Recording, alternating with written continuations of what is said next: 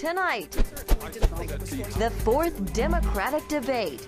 We break down the big moments as presidential hopefuls fight it out to win the support of their party. Plus, I will do anything I can to help him, but I will also become President Trump's worst nightmare. CBN talks with Senator Lindsey Graham about the situation in Syria. And a new threat from China as the U.S. Congress looks to back protesters in Hong Kong. All this and more tonight on Faith Nation.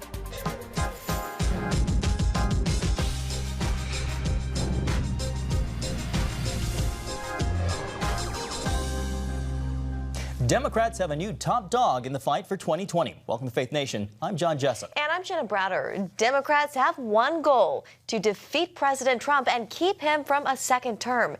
And after last night's debate, it looks like they might have a new target. With Senator Elizabeth Warren topping the polls, her rivals turned on the new frontrunner. Amber Strong has the debate highlights. They say it's lonely at the top, and Senator Elizabeth Warren certainly experienced that feeling Tuesday night. She came out slugging it out with Vice President Joe Biden for a spot at the top of the polls, and it became clear pretty early on that she'd be the target of some not-so-friendly fire. Well, we heard it tonight, a yes or no question that didn't get a yes or no answer. With slings and arrows from fellow candidates, Warren was forced to answer the question on whether her Medicare for All plan would bite the middle class. Costs are going to go up. For the wealthy, they're going to go up for big corporations. They will not go up for middle-class families. At least Bernie's being honest here and saying how he's going to pay for this and that taxes are going to go up. There was plenty of heat to go around. Representative Tulsi Gabbard and fellow servicemember Pete Buttigieg sparring over the president's decision to withdraw American troops from Syria. Donald Trump has the blood of the Kurds on his hand, but so do many of the politicians in our country from both parties who have supported this ongoing regime change war in Syria that started in 2011, along with many in the mainstream media who have been championing and cheerleading this regime change war. Respectfully, Congresswoman, I think that is dead wrong. The slaughter going on in Syria is not a consequence of American presence. It's a consequence of a withdrawal and a betrayal by this president of American allies and American values. Buttigieg also took on former Congressman Beto O'Rourke over gun control and his proposal for mandatory buybacks. We don't go door to door to do anything in this country to enforce the law. I expect Republicans, Democrats, gun owners, non-gun owners alike to respect and follow the law. Look, Congressman, you just made it clear that you don't know how this is actually going to take weapons off the streets. If you can develop the plan further, I think we can have a debate about it. This is not a purity test. This is a country that loses 40,000 of our fellow Americans every year to gun violence. This is a crisis, and we've got to do something about it. The problem isn't the polls. The problem is the policy. And I don't need lessons from you on courage, political or personal. On a night where the Ukraine controversy dominated the headlines, Vice President Joe Biden addressed the issue once. Look, my son did nothing wrong. I did nothing wrong. I carried out the policy of the United States government in rooting out corruption in Ukraine. And that's what we should be focusing on. With Senator Cory Booker coming to his defense. We are literally using Donald Trump's lies, and the second issue we cover on this stage is elevating a lie and attacking a statesman. That was so offensive. In a change of tone, Senator Bernie Sanders thanked his counterparts for their concern over his recent heart attack. But let me take this moment, if I might, to thank so many people from all over this country, including many of my colleagues up here, for their love, for their prayers, for their well wishes. And I just want to thank you from the bottom of my heart, and I'm so happy to be back here with you this evening. But that moment of unity wouldn't last. Minutes after the debate ended, the fight over policy continued. I think on the exchange on guns, either he's missing the point on this, or he's being driven by the polling on this. I don't think making people who are working hard every day pay for rich kids to go to college is a good idea. No, I don't. I think it's a bad idea.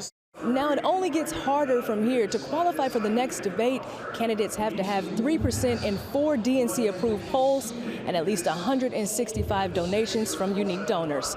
Amber Strong, CBN News in Westerville, Ohio. And here now to discuss, Tom Bevan, co-founder and president of Real Clear Politics, and CBN's chief political analyst, David Brody. Tom, to you first. This was a big night for Pete Buttigieg and Amy Klobuchar. Who came out ahead? Well, I think Mayor Pete had the best night of anyone on that stage. He was, very forceful in his arguments, and I thought made pretty passionate and compelling statements. Amy Klobuchar, she had her moments, but she still just doesn't seem to have the sort of charisma and that to make that sort of visceral connection with voters that some of these other candidates have. I thought Joe Biden had a pretty bad night. And Elizabeth Warren, being the new front runner standing there on stage, I thought she did a fairly effective job of fending off attacks from the right and the left last night.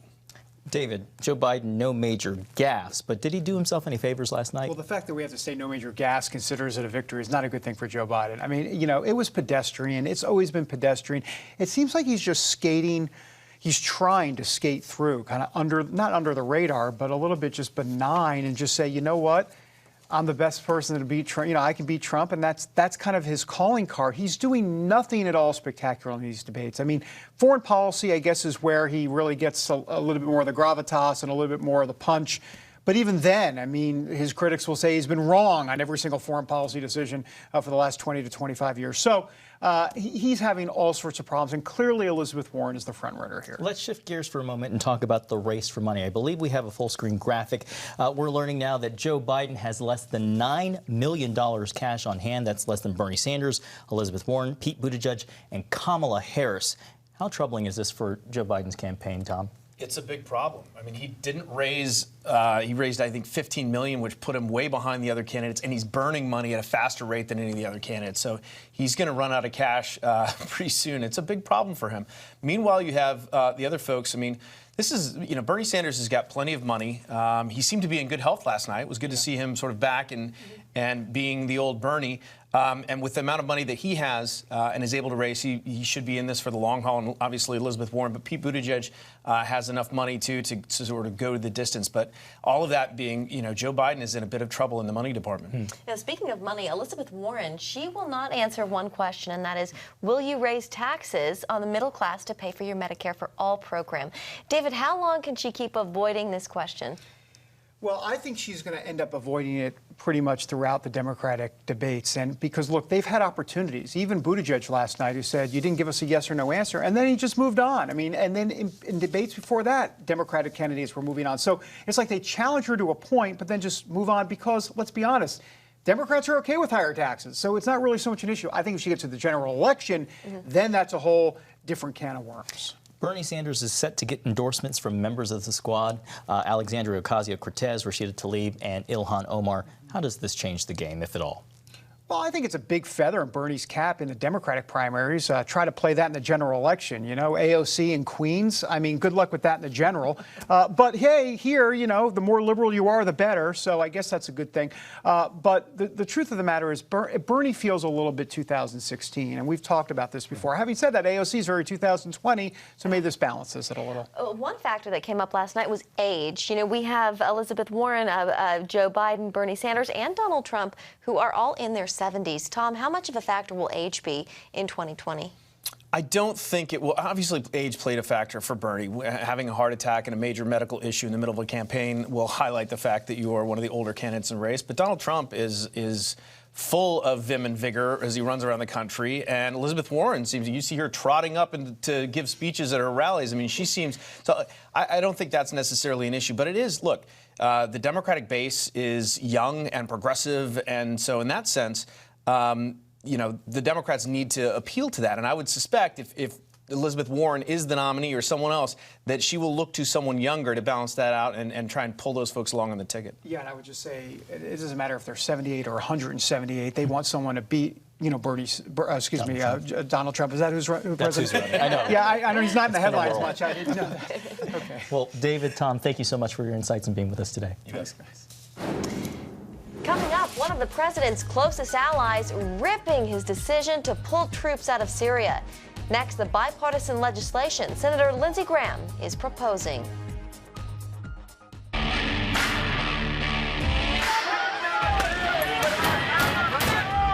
have sex before you marry is a bad idea. Don't tell me There's no such thing as gun violence. That just depends on your definition of when life begins. Watch Dan and Dale tackle trending topics that test your faith on the next Faith Wire, Monday night at 9:30. The Global Lane takes you around the world, providing facts over fiction. What might rising trade and geopolitical tensions mean for you on the home front? With over 45 years of experience, award-winning journalist Gary Lane brings you the truth from a global angle. What about the issue of immigration? World news analysis you won't see anywhere else. And it's all right here on the Global Lane. Watch The Global Lane, Thursday night at 9:30.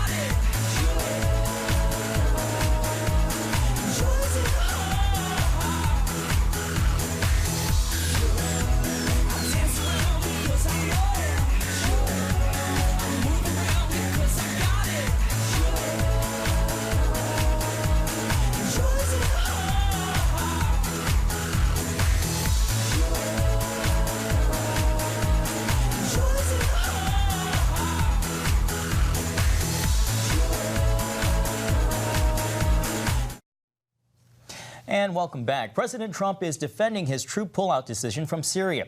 That move essentially opened the door for Turkish forces to begin their deadly invasion against the Kurds along Syria's northeast border. Our soldiers are not in harm's way, as they shouldn't be, as two countries fight over land. That has nothing to do with us. And the Kurds are much safer right now, but the Kurds know how to fight. And as I said, they're not angels. They're not angels. If you take a look, you have to go back. His comments come as Vice President Pence and Secretary of State Mike Pompeo head out to the region tonight. They will try to negotiate a ceasefire with Turkey's president, although there has been some back and forth today on whether President Recep Tayyip Erdogan will actually take a meeting with the Trump administration team. And meanwhile, here in Washington, lawmakers on Capitol Hill are weighing their next steps when it comes to the situation in Syria. Many from both sides of the aisle disagree with the president and want to see more actions against Turkey as a result of the attacks. Abigail Robertson joins us now from Capitol Hill. And Abigail, since the president's announced his decision to pull U.S. troops from Syria, Senator Lindsey Graham has been a vocal opponent on the issue, and that's not likely to change, right? That's right, Jenna. Senator Lindsey Graham did not mince his words today on the 700 Club when he expressed his strong opposition to President Trump's decision to pull U.S. troops out of northern Syria. And he warned President Trump that if there is a resurgence of ISIS, that's on him. I am looking to President Trump to change this. I will do anything I can to help him, but I will also become President Trump's worst nightmare. I will not sit along the sidelines and watch a good ally of the Kurds be slaughtered by Turkey and watch Iran move into Syria and become another nightmare for Israel. This is a defining moment for President Trump. He needs to up his game. What did we learn from Iraq? If we leave against sound military advice, the radical Islamists come back. You may be tired of fighting radical Islam, but they're not tired of fighting you. The only way to be safe is to keep them over there so they don't come here. I'd rather have partners than do it alone. This is a defining moment for President Trump. President Trump fired back at Lindsey Graham this afternoon, saying he needs to spend more time focused on the Senate Judiciary Committee. And Abigail, we saw the president put sanctions on Turkey this week. So far, though, they don't seem to be stopping the attacks against the Syrian Kurds. What is being done on Capitol Hill? Well, right now, both members of the House and Senate are looking into taking those sanctions further. There's a bipartisan effort and bipartisan support to increase the sanctions on Turkey. They want to really target the Turkish economy, and they want to prohibit U.S. military aid from going to the Turkish armed forces. And tomorrow, Senator Graham is going to introduce his sanctions that he'd like to see alongside Democrat Senator Chris Van Hollen. Take a look. I'm going to introduce sanctions tomorrow with Democrats that are going to be sanctions from hell. They're going to be like Iranian sanctions against Turkey. I'm going to break this thug's back. We're going to stand by the military. And to President Trump, if you're listening to this interview, if you remove all of our forces from Syria, you're throwing the Kurds over, ISIS will come back on your watch, and Iran will take over, and you, my friend, will be in great jeopardy of losing an election we can't afford you to lose. And House and Senate leadership is heading to the White House this afternoon to see what President Trump and the administration might support. So, Abby, does Senator Graham think that the president will move forward with the sanctions that he's proposing to introduce? Well, publicly right now, their relationship is a little rocky, so we'll see. But today, again on the 700 Club, Senator Graham had this to say about what he believes the administration might support. Yeah, I think so. The president's put sanctions on, but I'm going to go further. My sanctions would sanction Erdogan and his family and find out how much money he's stolen from the Turkish people. My sanctions would go after their energy sector, where they get most of their money. It would take the two top Turkish banks in the world and say you can't do business with those banks as long as Erdogan's in Syria. They're a NATO ally. I'd like to have a good relationship, but we're not going to let Erdogan slaughter the allies that helped us defeat ISIS, the Kurds. We're not going to give Iran part of Syria to make a nightmare for Israel. And at the end of the day, my friend, this is a defining moment for President Trump. And while sanctions are one idea being thrown around here on Capitol Hill, I spoke with some senators, like Senator Marco Rubio, who's concerned that the damage is done. And he says while he supports these sanctions, he really doesn't know if right now we can recover from this. So it's one thing they're proceeding with, but I think that many senators and House members are putting their heads together and seeing what else they can do if President Trump and the administration does not reverse course on this decision. All right, Abigail Robertson reporting on Capitol Hill. Thanks, Abby. Well, when we come back, why one pro basketball star has landed in hot water over international politics.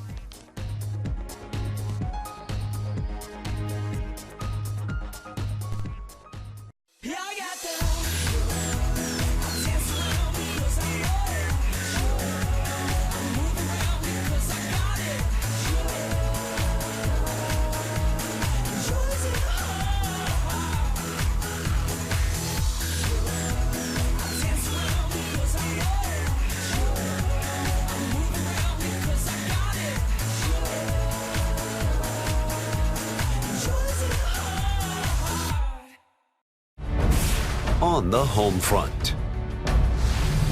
Thanks for joining us for CBN's On the Home Front, where we highlight what the men and women of America's military do to defend our country. CBN honors the men and women in our military with an initiative called Helping the Home Front. It partners with churches across the country to meet the needs of their military families, from repairing homes to wiping out medical bills for wounded veterans. On the Home Front, Tuesday morning at 10:30. If you want to be an attorney with a passion for serving people and for excellence, Regent University needs to be high on your list. Regent's award-winning law school doesn't just create lawyers. We create leaders, judges, prosecutors and defense lawyers, civil litigators, and leaders in government. My focus has been trying to really make sure we have the future leaders we need for the bench and the bar and for society generally. You'll learn from highly credentialed leaders who are current and former judges, distinguished scholars, and ACLJ counsel. I'm so glad I chose Regent. The relationships here have been amazing. The faculty have been amazing. Not everybody's called to the same thing when they leave law school, but they're called by a God who has a purpose for their lives, and He is going to use that education to make a difference in the world. Regent will prepare you to be a purpose-driven, practice-ready lawyer. To start your rewarding law career, complete the online application, submit your transcripts, and take the law school admissions test by July. Apply today. Well, China is threatening to retaliate if Congress passes legislation supporting pro-democracy protesters in Hong Kong.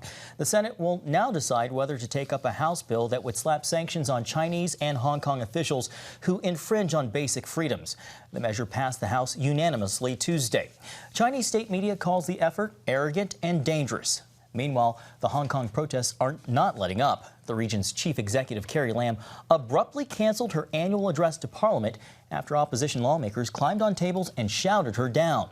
Some held up posters showing Lam with bloody hands.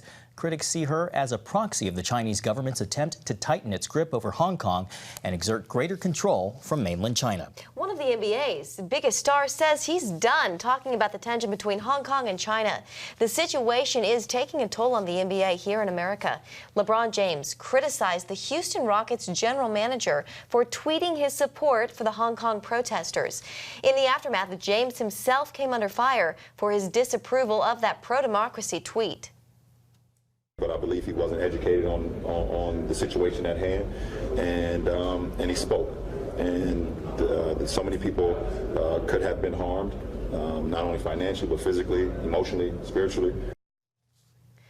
And many across the NBA and the country quickly fired back at James, including Missouri Senator Josh Hawley, who tweeted, "This statement is unbelievable. So many people could have been harmed by Daryl Morey daring to express sympathy for democracy. People are being harmed, shot, beaten, gassed right now in Hong Kong by China, the Communist Party. The NBA is so eager to appease." Ben Golliver is the national NBA writer for the Washington Post based in Los Angeles, and he joins us now. Ben, thanks for being with us.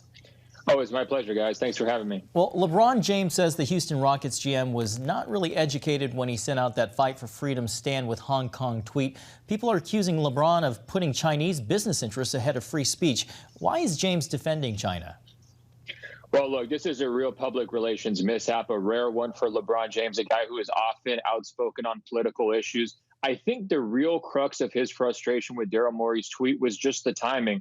LeBron and the Los Angeles Lakers were going over to China to play 2 exhibition games. Obviously, they had a lot of business meetings and such, set up over there. And, Daryl Morey sent his tweet right before they got there. And so it really created this gigantic firestorm where NBA Commissioner Adam Silver had to step in. He had to meet with the players. For days, the players had their events canceled. And they also, were worried that their games are going to be canceled. They did not get to participate in their normal media availabilities as well. The NBA kind of issued a blackout there. So it just made for a very crazy kind of stressful week for LeBron and the Lakers. And I think that they looked at it, Daryl Morey's original tweet, because he deleted it as sort of a poor idea, a poor conception. Why did he do this if he didn't really stand behind it? It just created this huge situation that everybody else had to deal with. Is it possible LeBron James doesn't really know or maybe care about the protests happening in Hong Kong? It's not only possible, he told us that last night in Los Angeles at Staples Center. He has these issues that he cares about, but he admitted to us he just does not really know a lot about the China issues still, the Hong Kong protests. It's not something that's been on his radar. He said that was true for most of his teammates as well. And so while he did say that he believed Daryl Morey was misinformed, at the same time, he sort of admitted, it wasn't his area of expertise either. Is there a more influential voice in the NBA than LeBron James? And does that figure have a responsibility to stand up for American values? Well, look, among NBA players, he has the loudest voice. There's no question. And I think a lot of players will kind of follow in his lead. And I think this could be, one of the byproducts of, LeBron's comments is that maybe the discussion does not continue among other high-profile athletes here in the country. Yeah, it feels like the NBA is walking on eggshells here with this whole issue. Why has their response been so tepid? And what is the message from the NBA? Well, the NBA was just slow to get off the ground. I thought Adam Silver actually did a pretty good job once he had a press conference in Tokyo on Tuesday. He was able to convey his support for the idea of freedom of expression. And he was also able to stand up for his employee and Daryl Morey. And you'll notice Morey has not been fined or suspended or fired or anything like that. I mean, I think he's tried to do right by his employees. But the NBA is in a very tough position here because for more than 30 years, they viewed China as a central part of their business model. One of their recent streaming deals was worth more than $1.5 billion over 5 years. More people watched the NBA Finals Game 6 in June on a Chinese streaming service than actually watched on television here in the United States. And the NBA has long viewed itself as a global property. They want to be in China, in India, in Japan, and all across the country. They don't want to necessarily compete with the NFL here in the United States. They want to compete with soccer as being the world's game. And there's just no way for them to accomplish those goals financially and strategically without China. So they're stuck. They're in a bind. And I think that's why you're seeing some of the tap dancing that you're describing, is because they realize it's a very sensitive time for the Chinese government right now, especially, with the ongoing trade war, with the Hong Kong issue. And I think that they view them as longstanding business partners who they hope can have, a very profitable and mutually beneficial relationship for years and years going forward. All right, Ben Golliver, thank you so much for your time. Good to see you. Oh, it's my pleasure. Thanks, guys. We're still a couple of months away, but one Christmas tree farm gets a big honor. When we come back, the exciting venue where the fruits of their labor will be on display this holiday season. If you want to be an attorney with a passion for serving people and for excellence, Regent University needs to be high on your list. Regent's award-winning law school doesn't just create lawyers. We create leaders, judges, prosecutors and defense lawyers, civil litigators, and leaders in government. Ready to become a purpose-driven, practice-ready lawyer? To start your rewarding career, complete the online application, submit your transcripts, and take the law school admissions test by July. Nutrition, exercise, essential oils, weight loss, and more. It's Healthy Living with Lori Johnson. Talk about what's in this. Join CBN health reporter Lori Johnson to get the latest information from today's top health experts. This is fantastic. Find out what you need to know to live a healthier life. Watch Healthy Living, Tuesday night at 9:30. Woohoo! Hi, Superbook fans. Here's something else you'll love. It's the new Superbook Bible app. It's packed with games, activities, and Superbook episodes that you can watch for free. Oh no! There's trivia, a fun daily devotional, and answers to your Bible questions. Plus, an easy-to-understand Bible the whole family will enjoy. You can even create your own Superbook character. Ta-da! Whoa! Millsburg Falls man coming. Sorry, pardon me. Sorry, excuse me. Ouch! Are you getting this? Earn super points to win daily prizes too, and so much more. Time to get back to my adventures. See you soon. It's the new Superbook Bible app. Free downloads on iTunes, Google Play, and Amazon. And finally tonight, it may still be fall, but winter is coming to the White House. It is. The Christmas tree that will sit in the Blue Room of the Executive Mansion has been chosen. You want to make sure that it's absolutely perfect because this is going into the Blue Room of the White House, and the White House belongs to all of us as American citizens. It is probably the most exciting and humbling experience you could experience as a tree grower. And the Christmas tree comes from a family-owned farm in Pennsylvania. The Snyder family has been growing trees there for over 200 years, but this is the first time they've received this honor.